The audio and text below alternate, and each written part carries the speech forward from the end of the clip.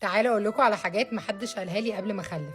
محدش قال لي اني مش هعرف انام، مش عشان البيبي صاحي، لا، عشان انا كل شويه اصحى اشوفه بيتنفس ولا لا. محدش قال لي ان الشاور بعد ما تبقي ده كده كانه انجاز غير طبيعي، اني لو غسلت شعري النهارده من غير عياط او من غير ما انا اتخيل ان البيبي بيعيط ده انجاز وكاني رحت السبا. محدش قال لي اني مش هعرف اقعد اكل كده في سلام نفسي او من غير عياط او اكمل اكلي اصلا، يا اما حد هيعيط يا اما حد هيقع يا اما حد هيبقى فوق دماغي. ومحدش قال لي ان بطني مش هترجع بعد اسبوع ولا بعد شهر زي ما كانت. محدش قالهولي بقى، بس انا هقوله لكم ان احنا بنبتدي نبص لجسمنا بطريقه مختلفه خالص، قد ايه جسمنا ده تعب معانا وعدى بمرحله صعبه قوي في الحمل وبعد الحمل، ولما هنشوف بطننا شكلها مش عاجبنا هنعرف ان البطن دي كانت شايله احلى حاجه في حياتنا.